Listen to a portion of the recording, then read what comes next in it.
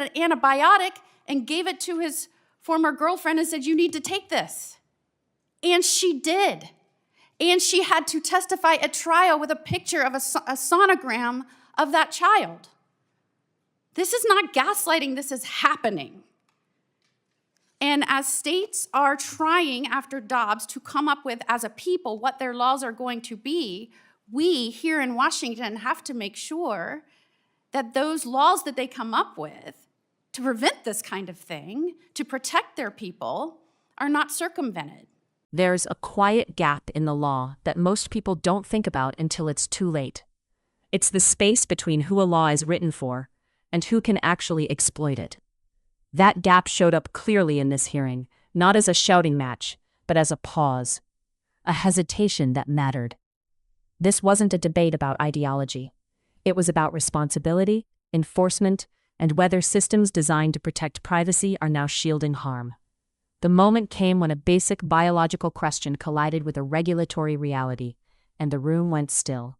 That's when Senator Ashley Moody pressed the issue. Senator Moody asks repeatedly whether men can get pregnant. After hesitation, the witness answers, no, men cannot get pregnant. That answer isn't controversial, but the hesitation before it is the story. Because just seconds later, the hearing establishes something else that also isn't disputed. Men are obtaining abortion drugs anyway, through the mail, across state lines, sometimes illegally. So we're left with a contradiction that ordinary Americans understand immediately. If men cannot get pregnant, and abortion drugs are meant for pregnancy, why is the system structured so that men can easily access them? This is where the hearing stops being about culture and starts being about accountability. Senator Moody cites 2 Florida cases where men attempted to use abortion drugs to end someone else's pregnancy without consent. That's not a policy disagreement, that's alleged criminal conduct. And yet the response from institutions has been hesitation, deflection, and procedural fog. Refrain from using that language because there have been very serious incidents where women and their children were harmed, and that is not gaslighting, that is fact. And I'm also disheartened that we heard, as we bring up the instance of men or even some women crushing up these abortion drugs and giving them to people surreptitiously in order to end a life, that we should tolerate this new trend in crime, in murder, because, as one of my Democratic colleagues just put it after referring to these instances as gaslighting, because, and I'm quoting my Democratic colleague, coercion of abortions is a long-standing part of human history. That is unacceptable. And in fact, when I was Attorney General in Florida, just a year or so ago, a woman in Florida got an abortion drug from out of state as part of a plot to kill her ex-boyfriend's new girlfriend's child in the womb.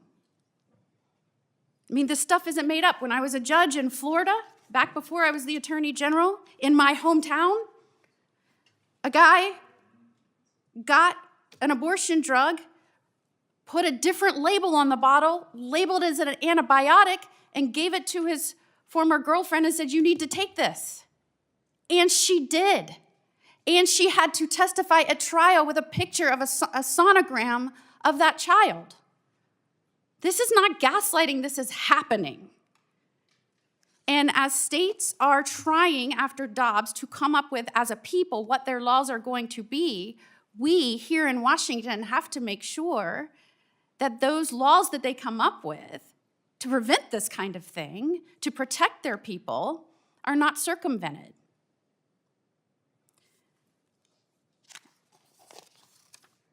Ms. Verma, can men get pregnant?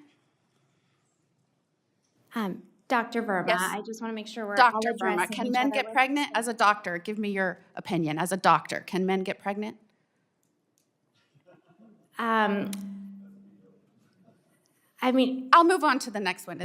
Doctor, can men get pregnant? No.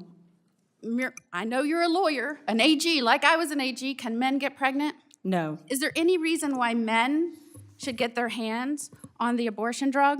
None. And are they getting their hands on an abortion drugs? They are.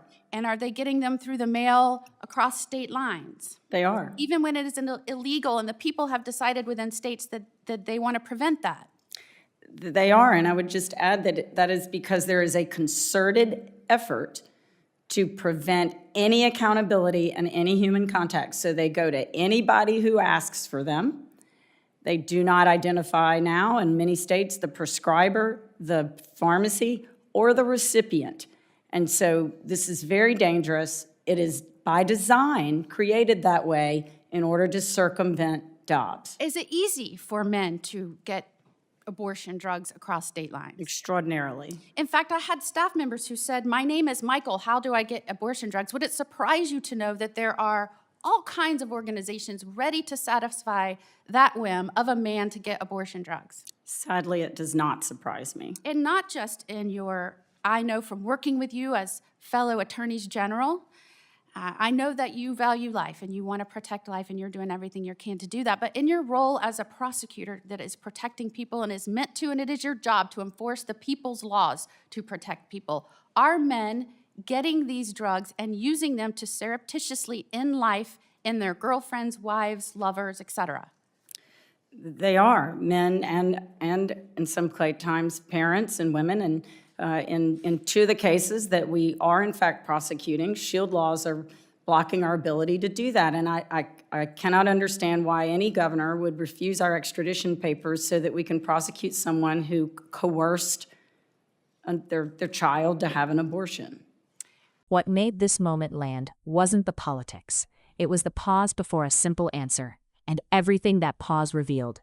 Systems don't have intentions. Incentives do. And when those incentives allow harm while blocking accountability, the issue stops being about who's right and becomes about who's responsible. That's what this hearing exposed, and that's why it matters beyond any single name in the room.